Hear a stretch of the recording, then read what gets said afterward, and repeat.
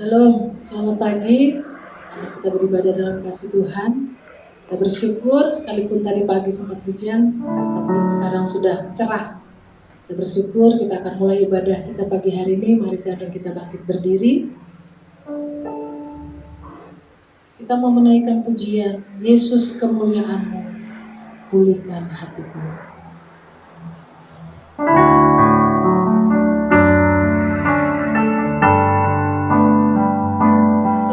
Syukur di hadapan Tuhan bahwa Dia sungguh Allah yang baik, yang layak untuk terima pujian dan hormat. Haleluya.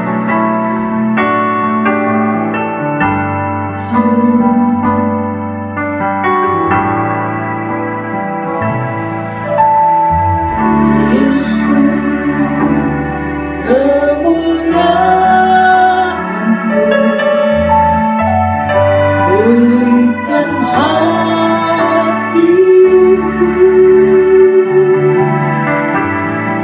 Yesus kemuliaan,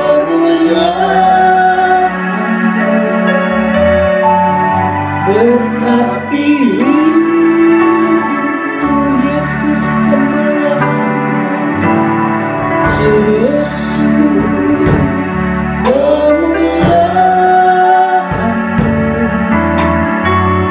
pulihkan hatiku. Yesus kemuliaan, berkati hidupku.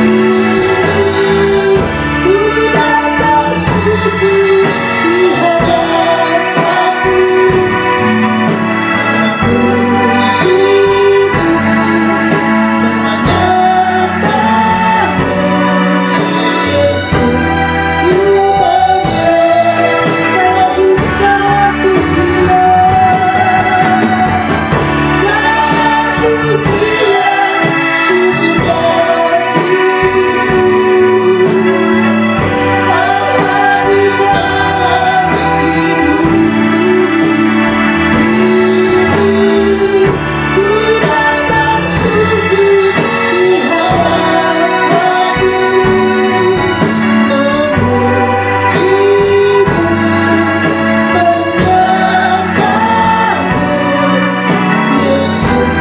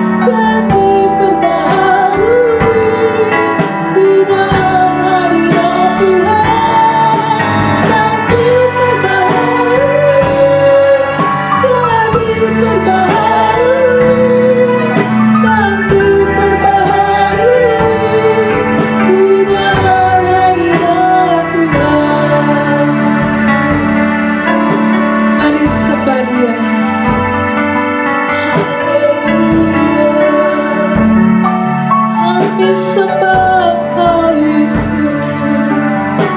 Haleluya,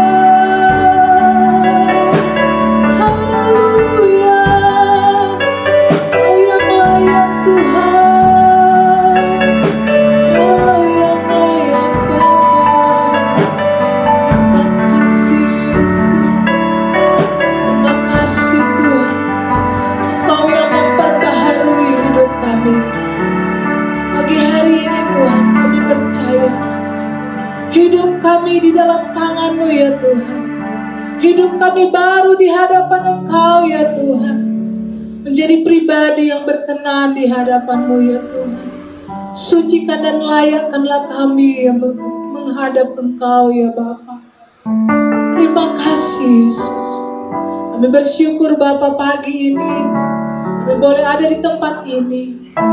Biarlah satu kerinduan hati kami ya Bapa, kami mau mempermuliakan Engkau. Biarlah Engkau hadir di tengah-tengah kami ya Tuhan, melawat setiap kami yang hadir, bahkan kami yang ibadah online di rumah. Kami percaya Tuhan, urapan yang sama, hadirat yang sama hadir memenuhi kehidupan kami semua. Berkati ibadah kami dari awal sampai akhirnya ya Bapa. Kami percaya ya Roh Kudus, Kau diam di tengah-tengah kami. Kami percaya ketika kami datang dengan segala beban pergumulan hidup kami, ketika kami datang Tuhan dengan segala persoalan kami, sakit penyakit kami, segala beban-beban kehidupan kami percaya Tuhan, ketika kami memuji Engkau, ada sukacita, damai sejahtera-Mu Tuhan hadir di tengah-tengah kami, sehingga ketika kami pulang nanti, kami boleh Tuhan menerima kekuatan yang baru, sukacita yang baru, pertolongan yang datang daripada Engkau ya Tuhan. Terima kasih Bapa yang baik. Diserahkan semua ke dalam tangan Tuhan, dan kami akan mulai ibadah kami pagi hari ini di dalam nama Yesus Kristus. Haleluya. Amin. Puji Tuhan, silakan duduk. Alangkah indahnya hidup di dalam Tuhan. Haleluya.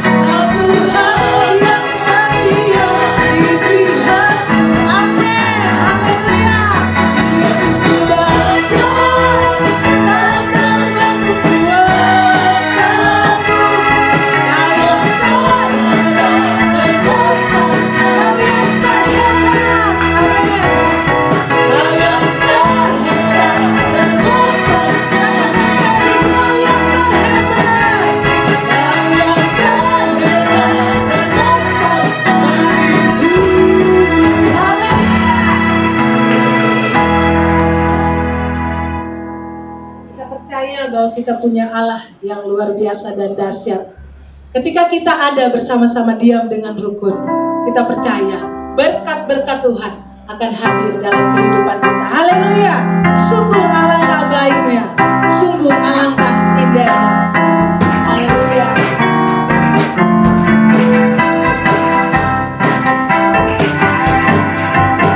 Sungguh alangkah baiknya, sungguh alangkah indahnya, bila saudara semua hidup rukun bersama. Sungguh alangkah baiknya, sungguh alangkah indahnya, bila saudara semua hidup rukun bersama. Seperti minyak di kepala yang terjatuh dan jubahnya turun, seperti api di bukit Hermon mengalir ke bukit Sion. Sebab keselamatan Allah meminta agar berkat-berkat yang tercurah, serta memberikan anugerah hidup selamanya. Sungguh alangkah baiknya, sungguh alangkah indahnya, bila saudara semua hidup rukun bersama.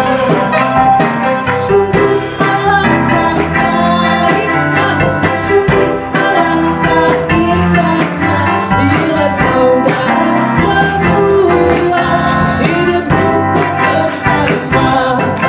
Seperti minyak di kepala yang terjatuh dan jubahnya turun, seperti embun dari Hermon mengalir ke bukit Sion. Sebab keselamatan Allah meminta agar berkat-berkat yang tercurah, serta memberikan anugerah hidup selamanya. Seperti minyak di kepala yang terjatuh dan jubahnya turun, seperti embun di bukit Hermon mengalir ke bukit Sion. Sebab keselamatan Allah meminta agar berkat-berkat yang tercurah, serta memberikan anugerah hidup selamanya. Serta memberikan anugerah hidup selamanya. Haleluya. Jangan bingung ketika suami dan istri rukun, orang tua dan anak rukun, sesama kita jemaat Tuhan rukun, kita percaya berkat Tuhan pasti mengalir buat kita. Haleluya. Kita mau siapkan hati kita untuk dengar firman Tuhan. Kita mau katakan, Bapa, Engkau baik. Dia selalu baik buat kita. Dia tidak pernah meninggalkan kita. Haleluya.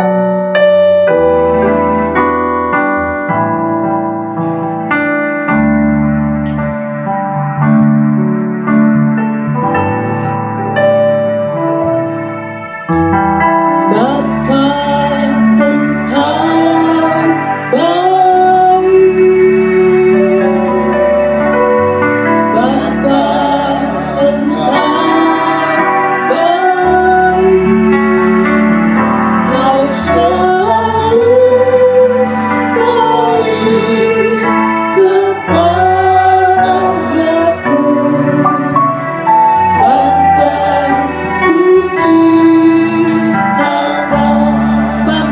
Engkau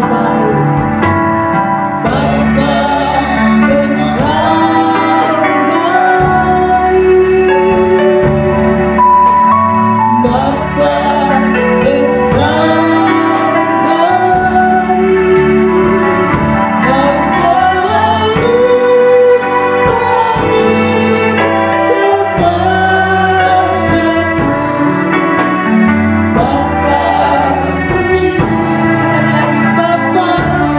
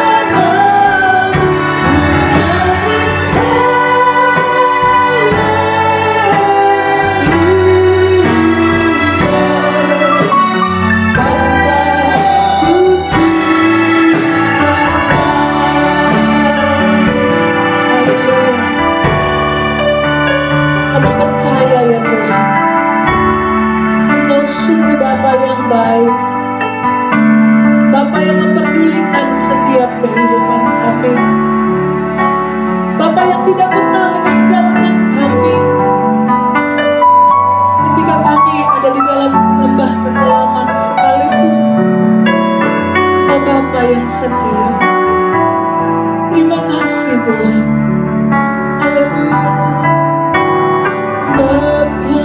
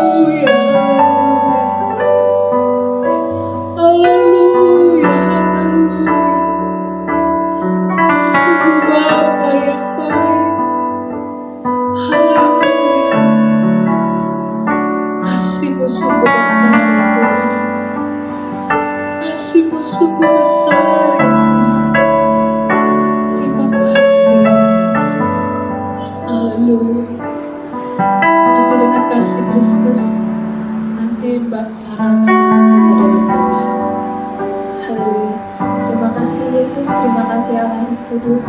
Sungguh Tuhan, Engkau Allah yang sungguh baik untuk kami ya Bapa. Terima kasih Tuhan Yesus atas penyertaan-Mu setiap selama minggu ini ya Bapa. Kiranya untuk minggu ke depan Engkau yang memberkati kami semua. Tiba saatnya Tuhan, kami akan mendengarkan firman-Mu. Engkau berkati hamba-Mu ya Bapa, biarlah Roh-Mu saja yang berbicara ya Tuhan. Kami siap mendengarkan firman-Mu dalam nama Tuhan Yesus. Haleluya. Amin.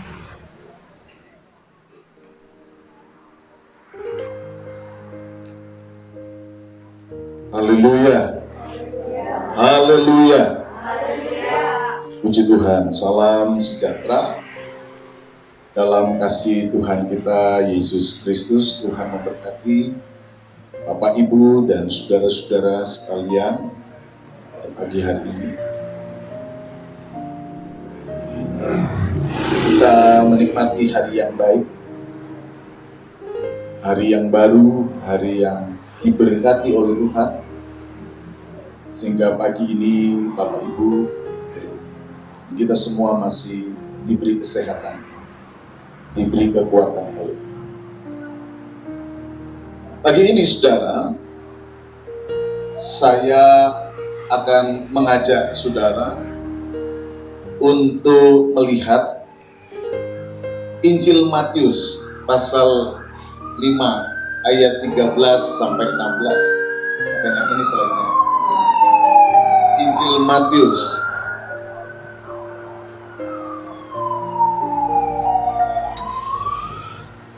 ayat 13 sampai ayat yang ke-16.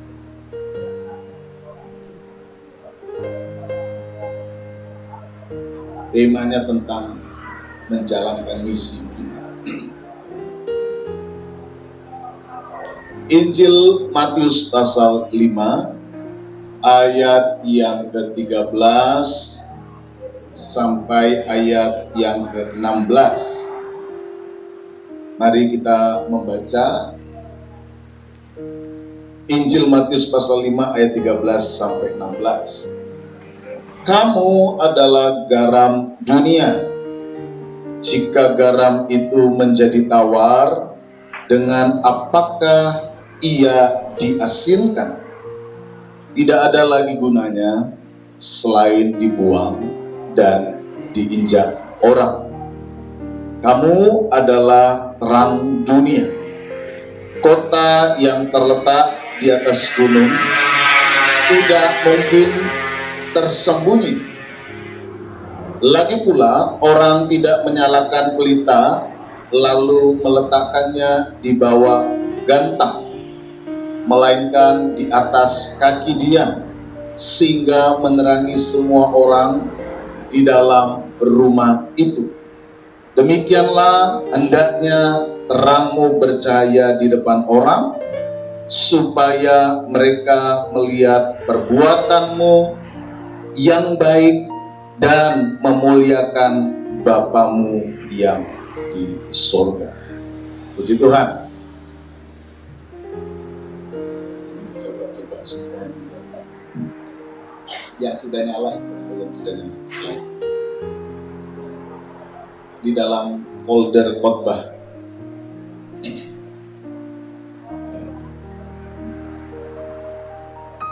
Udah? Oke. Saudara, hari ini saya ingin mengajak saudara untuk belajar tentang bagaimana kita menjalankan misi kita. Nah, saudara, di dalam diri kita, setiap orang percaya, Allah memberikan misi. Jadi kita hidup di dunia ini, kita ada di dunia ini. Kita ini tidak hanya ya begitu saja, tetapi kita ada di dunia ini dalam rangka menjalankan misi Allah. Nah, misi itu sendiri adalah tugas. Misi itu adalah tanggung jawab.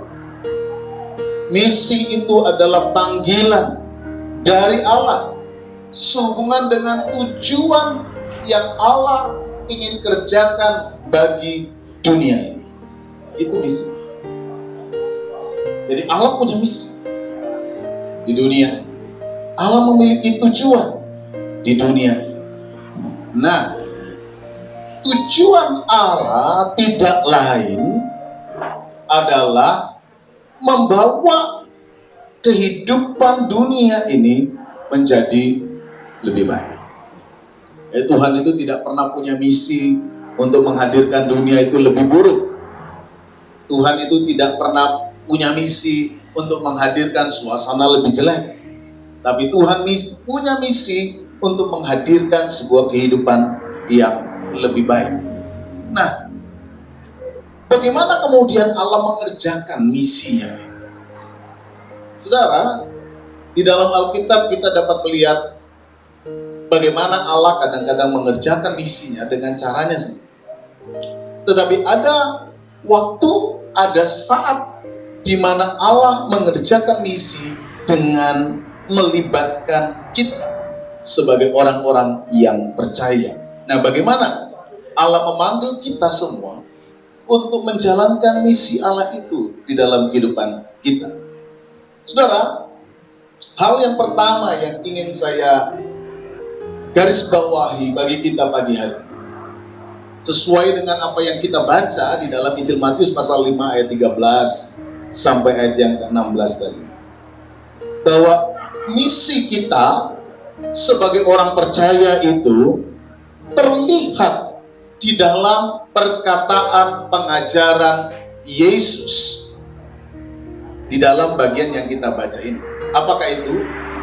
Bahwa kita, Yesus meminta kita untuk menjadi garam dan terang dunia.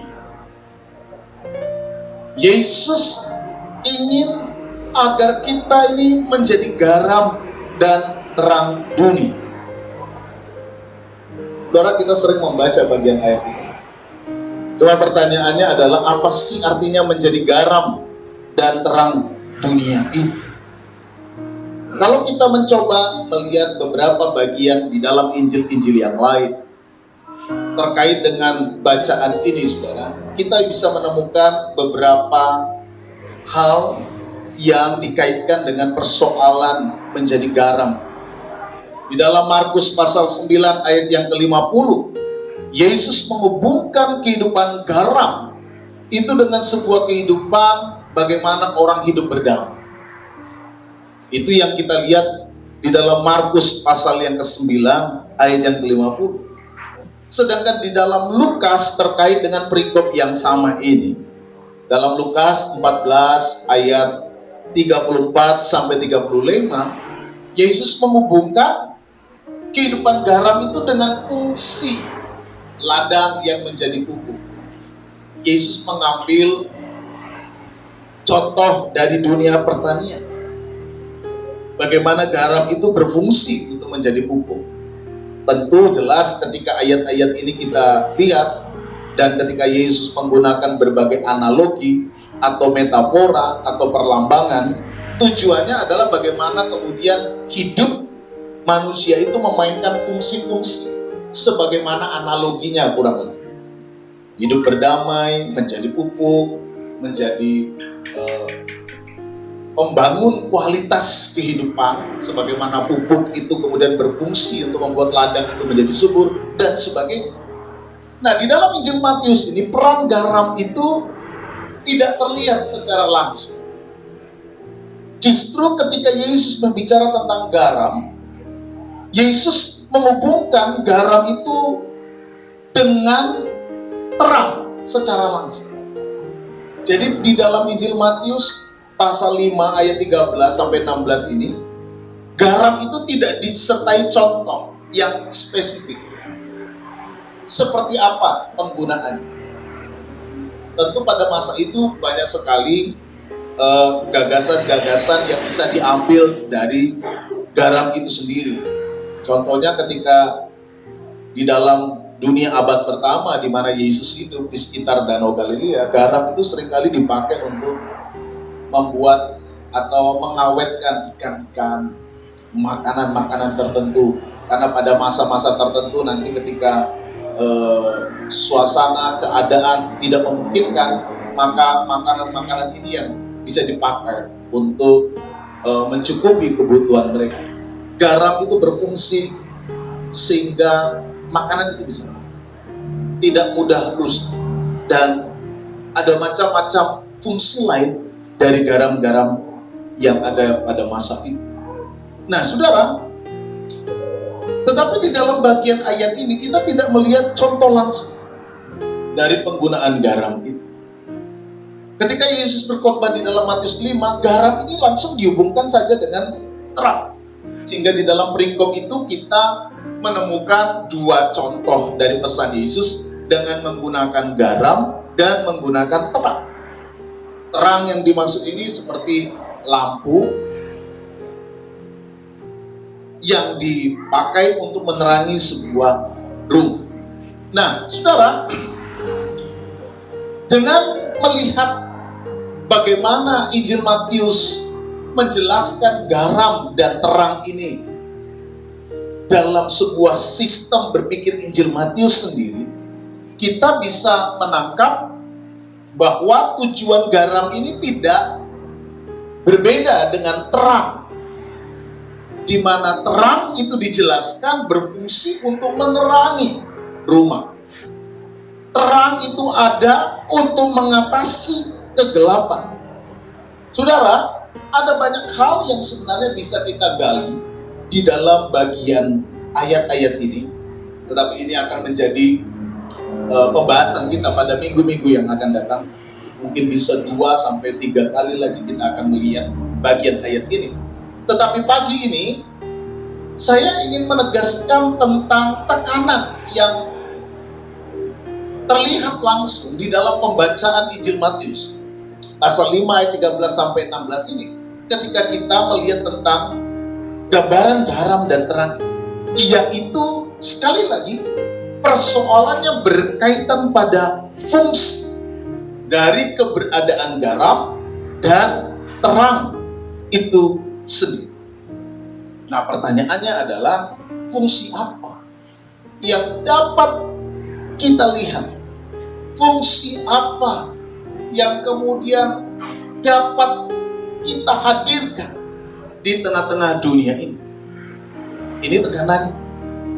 Ini garis bawah yang mau disampaikan oleh Yesus kepada para pembacanya pada waktu itu, yang terdiri dari murid-murid, dan di bawah bukit itu ada sebagian banyak orang.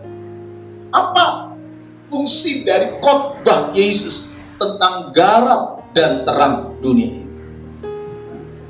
Dan ketika kita mencoba untuk menghubungkannya dengan kehidupan kita hari ini, apa fungsi yang kemudian dapat kita mainkan, dapat kita hadirkan di tengah kondisi kehidupan yang mungkin tidak ideal di dalam kehidupan kita hari ini.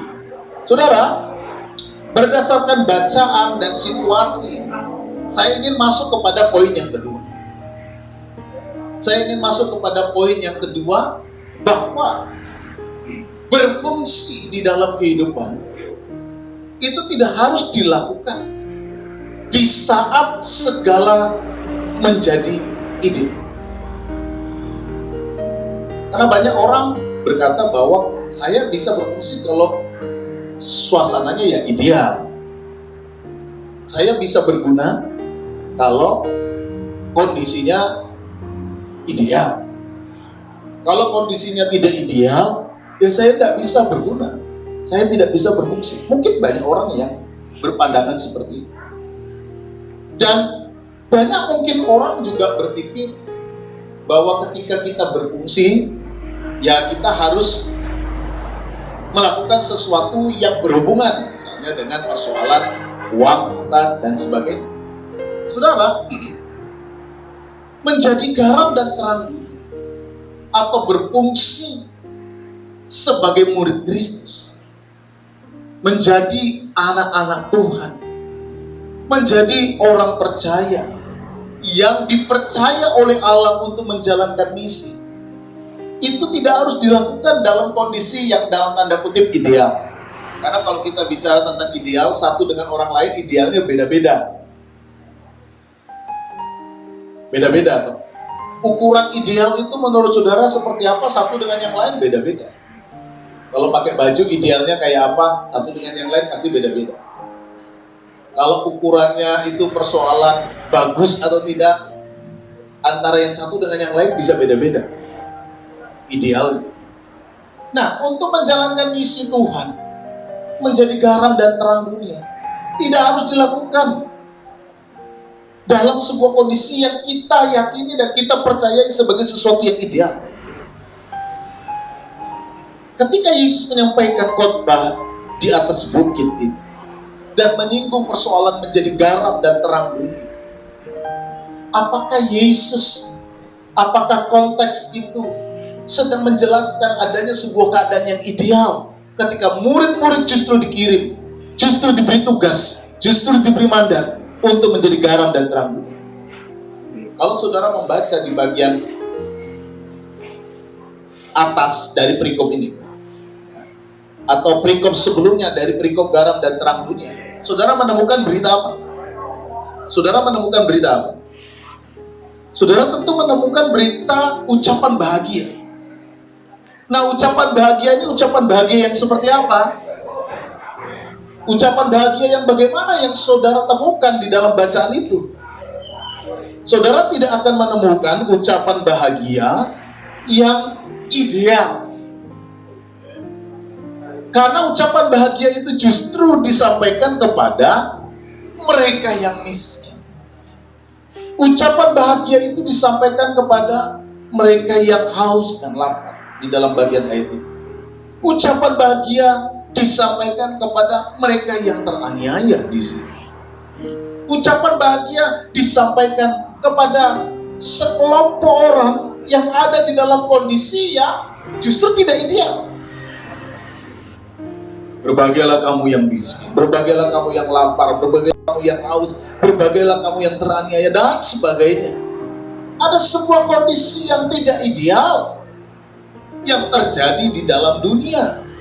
Kalau kita mau melihat di dalam konteks abad pertama, banyak sekali kehidupan orang-orang Israel pada waktu itu, orang-orang kecil yang terpinggirkan oleh sebuah sistem kehidupan yang tidak ideal. Sebuah sistem kehidupan yang cenderung lebih menguntungkan kelompok masyarakat tertentu pada masa itu. Tidak ideal. Kalau orang mungkin mau bertanya, situasi sekarang juga tidak ideal. Kenapa? Susah. Semuanya susah. BBM naik. Nah, gimana saya mau bisa menjalankan misi Tuhan? Mikir diri sendiri aja udah mumet, udah susah. Saudara, di tengah kondisi yang tidak ideal ini, saya ingin mengajak saudara untuk merenungkan bagian ayat ini. Jangan sampai kebimbangan, kegalauan, kegelisahan kita dalam menghadapi hidup yang tidak mudah ini membuat kita kehilangan upaya untuk menjalankan misi Tuhan di dunia ini, menjadi garam dan terang dunia. Poin yang kedua ini saya ingin tegaskan bahwa berfungsi tidak harus dilakukan di saat segalanya menjadi ideal. Justru kita melihat fungsi garam dan terang itu disampaikan oleh Yesus setelah Yesus berbicara tentang sebuah keadaan yang di dalamnya secara implisit atau secara tersirat kita melihat sebuah kondisi yang tidak ideal. Justru sebaliknya, garam dan terang justru harus ada. Kehidupan umat Tuhan justru harus berfungsi sekarang di tengah-tengah situasi yang tidak ideal. Justru harus sebaliknya.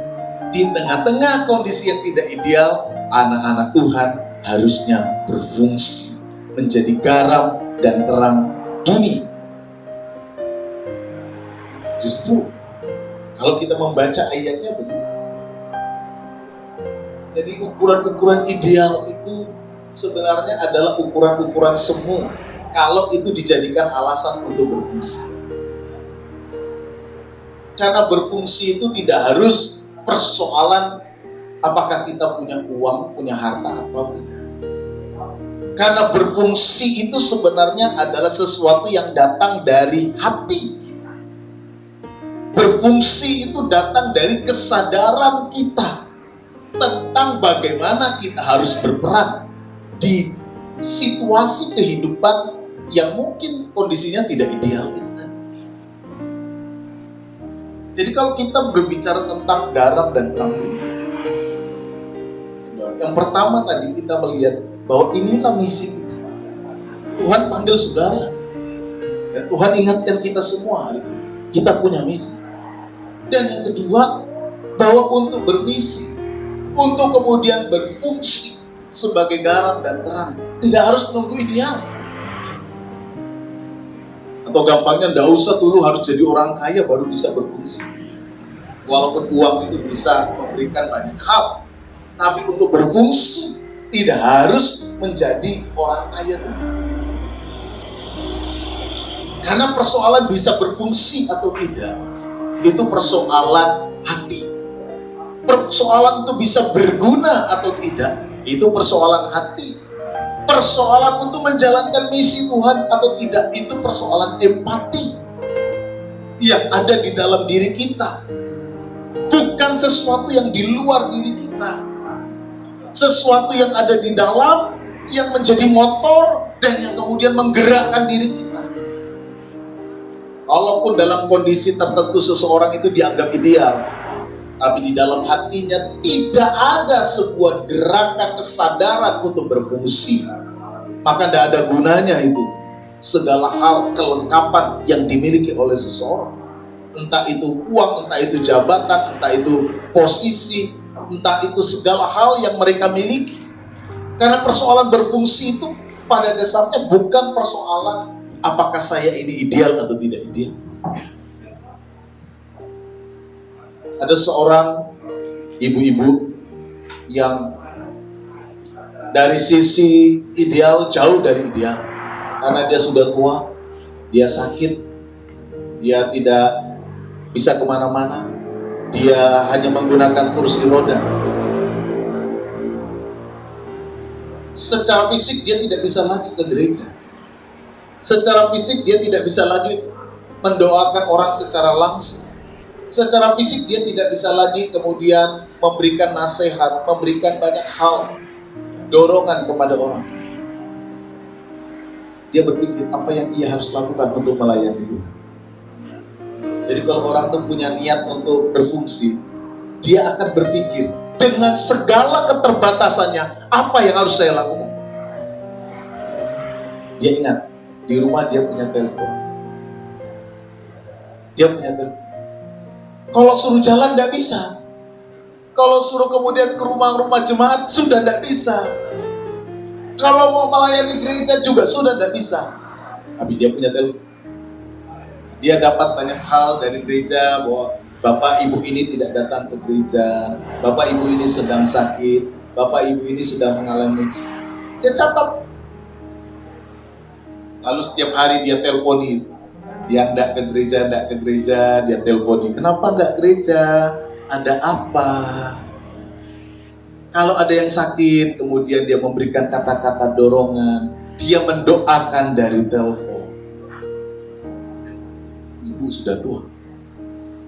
Dia tidak bisa lakukan banyak hal lagi yang kelihatan, yang dianggap oleh banyak orang sebagai pelayanan. Tetapi di dalam hatinya dia mengerti bahwa berfungsi itu bukan persoalan ideal. Berfungsi itu adalah persoalan kemauan. Berfungsi itu adalah persoalan empati. Berfungsi itu adalah persoalan bagaimana kita memberdaya apa yang kita punya. Walaupun mungkin tidak harus seperti yang dipikirkan oleh banyak orang. Dia ambil telepon, dia telepon. Kenapa tidak ke gereja? Apa yang menghalangi? Bagaimana kondisinya hari ini?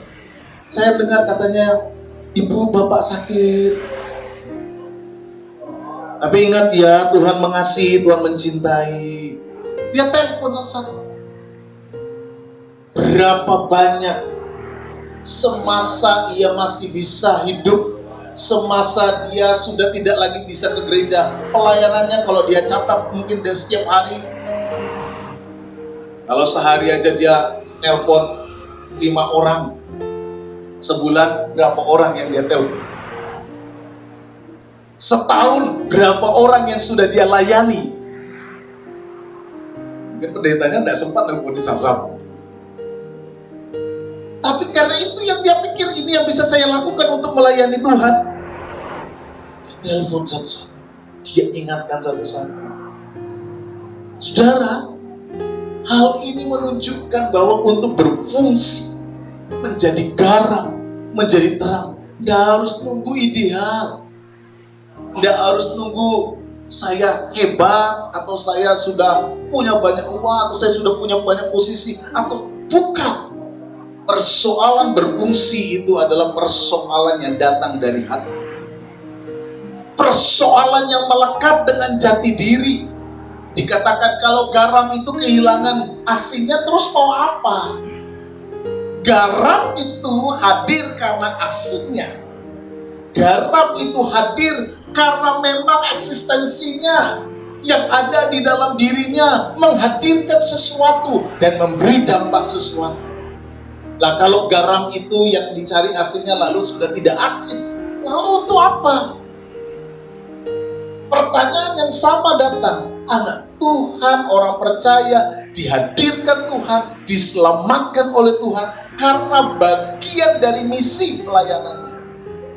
Nah, kalau kemudian dia tidak berfungsi di dalam pelayanan Tuhan untuk kemuliaan Tuhan, seperti yang dikatakan dalam perikop itu, supaya orang melihat perbuatanmu dan mempermuliakan Bapamu yang di surga. Lalu apa yang harus kita lakukan sebagai orang percaya?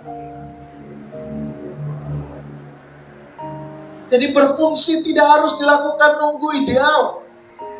Berfungsi itu bukan persoalan tunggu saya hebat, tunggu saya jadi orang kaya, atau tunggu saya jadi segalanya cukup. Enggak. Melayani Tuhan untuk berfungsi tidak harus menjadi ideal. Tidak harus segalanya dalam hal yang kelihatannya oke.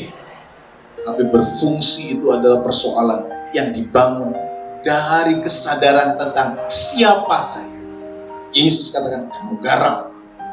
Berarti tugasmu menggarami, tugasmu memberikan rasa, tugasmu memberikan kekuatan, tugasmu adalah mengawetkan,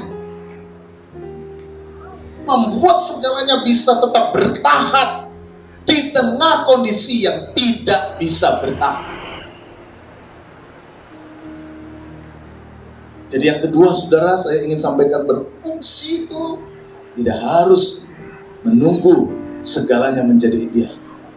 Tetapi berfungsi itu adalah persoalan eksistensi sebagai orang-orang percaya, diberi misi, diberi tanggung jawab oleh Tuhan. Nah, yang terakhir, saudara, bagaimana kita harus berfungsi? Di tengah kondisi yang seperti ini, bagaimana saya harus berfungsi?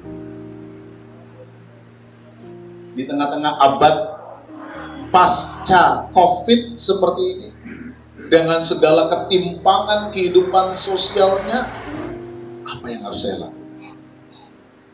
Saudara, menjadi garam dan terang dunia di dalam konteks kehidupan kita hari ini berarti menyebarkan selalu semangat kehidupan di dalam menjalani tantangan kesulitan kehidupan kita. Minimal itu. Bagaimana kita menghadirkan semangat kehidupan di dalam menjalani hidup hari-hari. Karena hidup ini sudah sulit. Kehidupan ini semakin hari semakin besar tantangannya. Tanggung jawab kita pertama-tama yang mungkin kita bisa kontekstualisasikan dalam kehidupan kita hari ini. Bagaimana kita menghadirkan semangat. Ini yang paling penting. Menghadirkan semangat kehidupan bagi orang lain. Bagi keluarga, bagi masyarakat, bagi tempat di mana kita berada. Karena kalau orang sudah kehilangan semangat dalam hidup itu, semuanya habis. Semuanya hancur. Karena hidup ini hanya bisa dijalani kalau orang itu memiliki spirit, semangat, daya, bagaikan motor yang menggerakkan kendaraan itu sehingga bisa berjalan. Motor spirit dari kendaraan kehidupan kita adalah semangat. Semangat untuk terus menjalani walaupun tidak mudah. Semangat untuk terus bertahan walaupun itu sulit. Semangat untuk terus menatap masa depan walaupun itu tidak sesuatu yang mudah. Namun ini yang harus kita bangun dalam diri kita. Memberikan optimisme kepada anak-anak kita.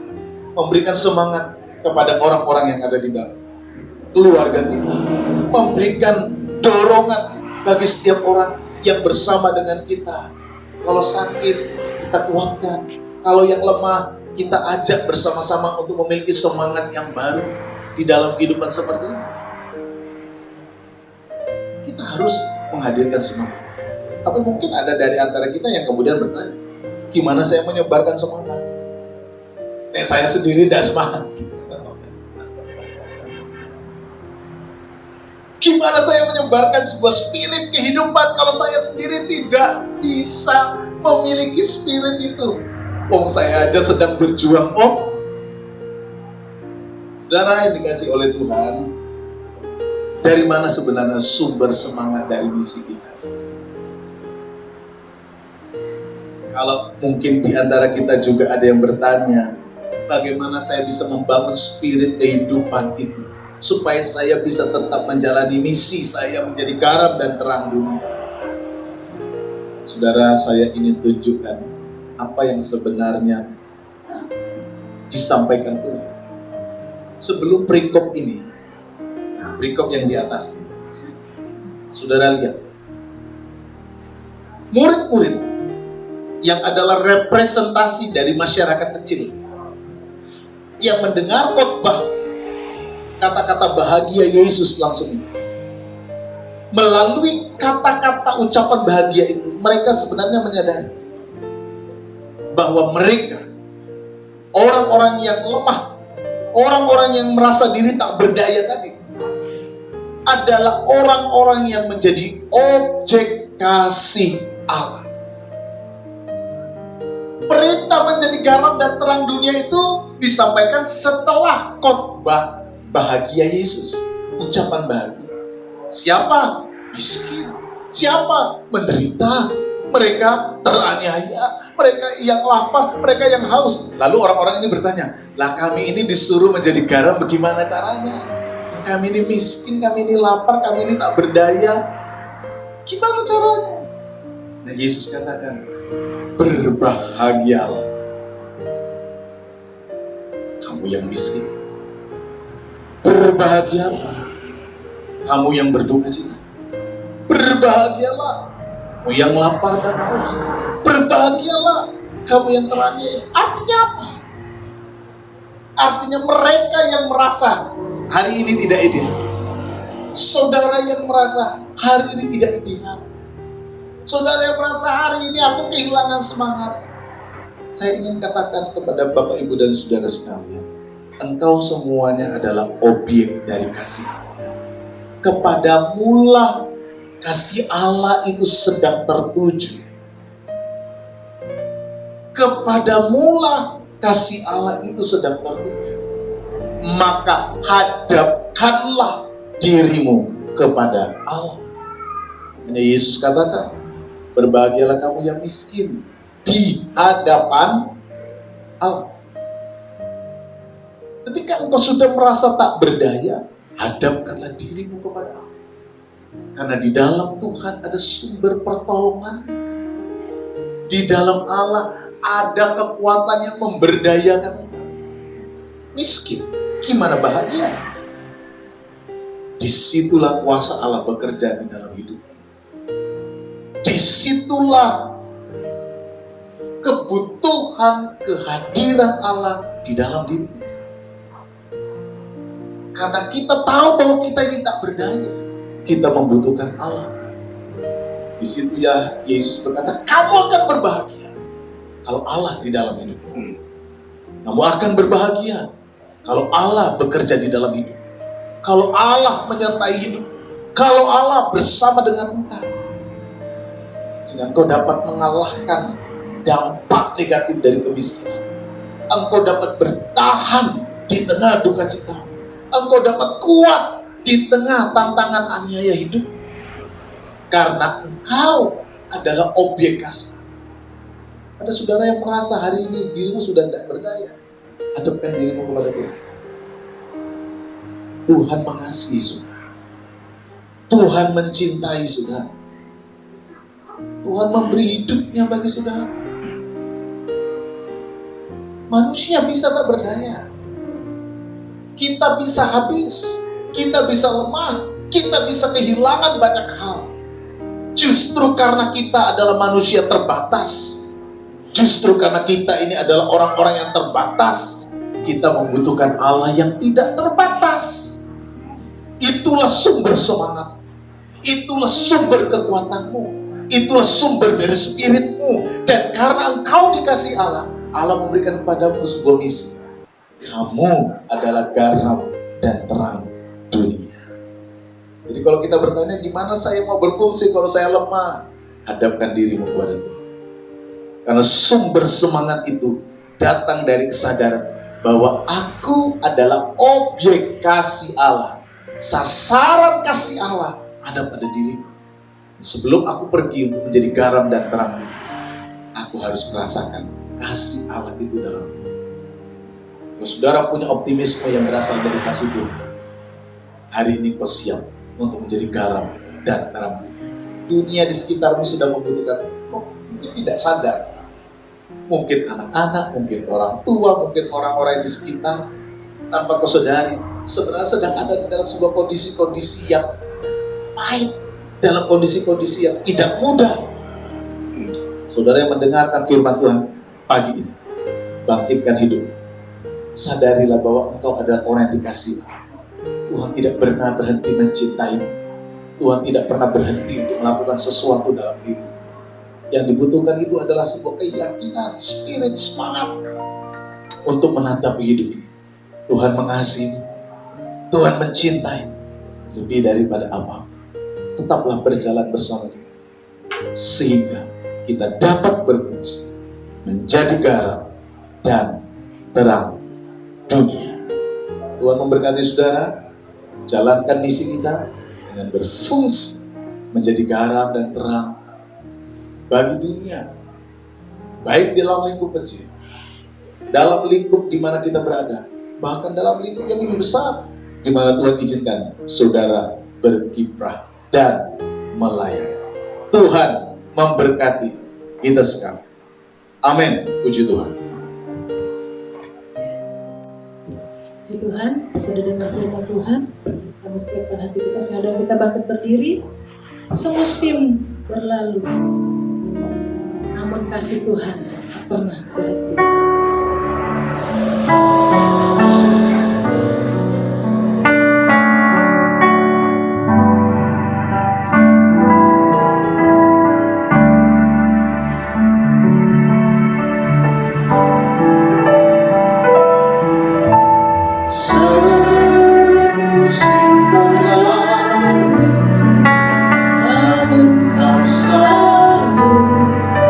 Lihat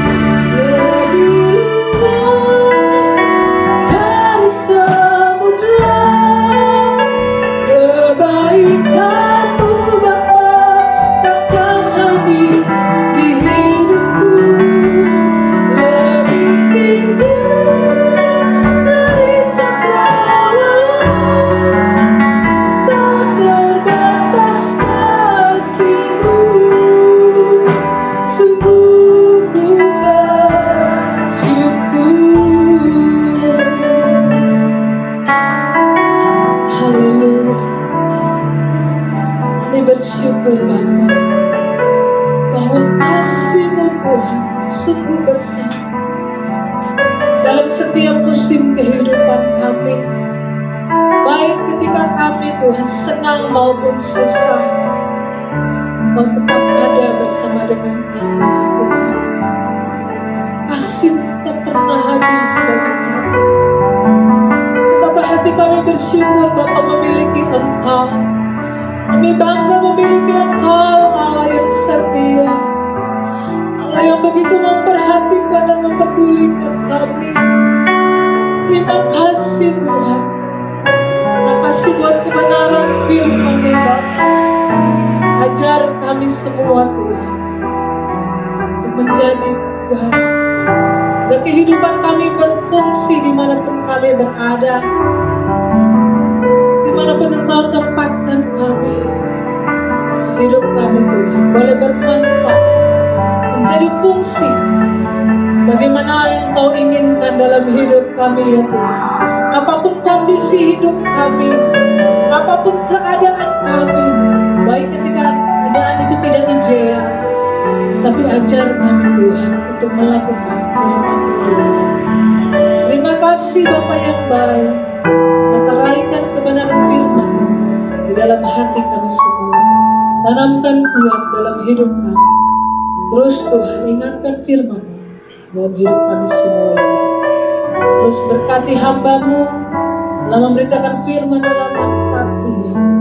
Biarlah terus pengurapan Allah dari tempat yang maha tinggi tambah terus memenuhi kehidupan hamba-Mu, dari dimanapun hamba-Mu berada, maupun tugas dan tanggung jawab yang Tuhan percayakan dalam hidupnya, semua untuk hormat kemuliaan nama Tuhan. Terima kasih Bapa. Sebentar kami akan berikan persembahan kami, kudus dan setia persembahan kami. Apa yang kami berikan Tuhan berkenan dan bermanfaat bagi kemajuan pekerjaan. Di dalam nama Yesus kami berdoa dan mengucap syukur. Haleluya. Amin. Sungguh alangkah baiknya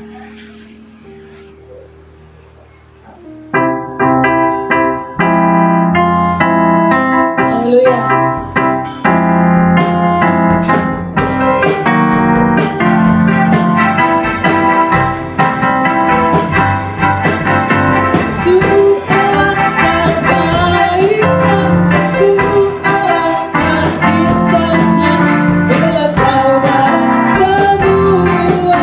Hidup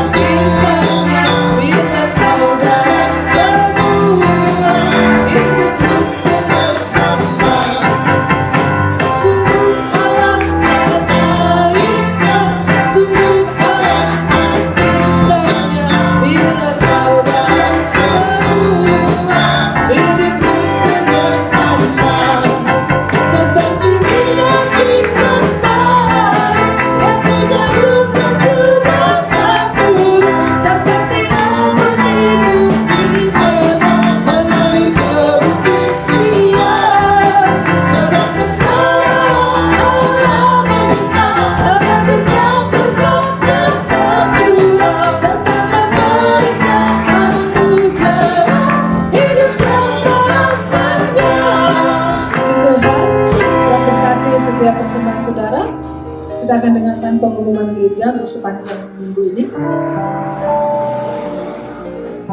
Untuk ibadah hari Rabu tanggal 14 September, nanti yang memimpin pujian Ibu Solatin dan firman Tuhan Ibu Tari jam 6 sore di gereja. Kemudian hari Jumat Pemuda tanggal 16 September jam 6:30 nanti pemimpin pujian Saudari Priska dan firman Tuhan Ibu Tari. Banyak berkatnya, double porsi. Kemudian untuk minggu depan ibadah raya tanggal 18 September 2022 nanti pemimpin pujian Saudara Bapak Daniel yang sekarang menjadi Bapak udah menikah. Singernya nanti Saudara Fendi, LCD-nya Mbak Priska, cek suhu Mbak Vita, dan asirnya Ibu Endah. Dan sekolah minggu nanti yang bertugas memimpin pujian Ibu Hesti dan firman Tuhan Saudara Fendi. Itu saja pengumuman gereja. Mari kembali saya undang jemaat Tuhan untuk bangkit berdiri. Terima kasih.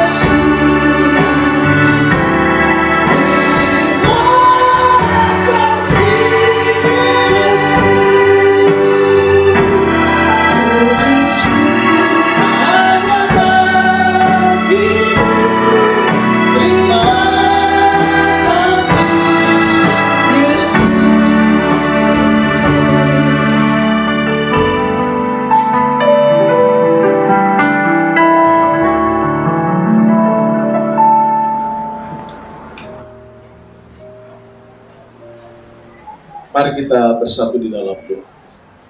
Segala puji syukur hanya bagimu. Kami menaikkan terima kasih kami kepada Tuhan. Engkau baik. Engkau yang menjaga hati dan pikiran kami.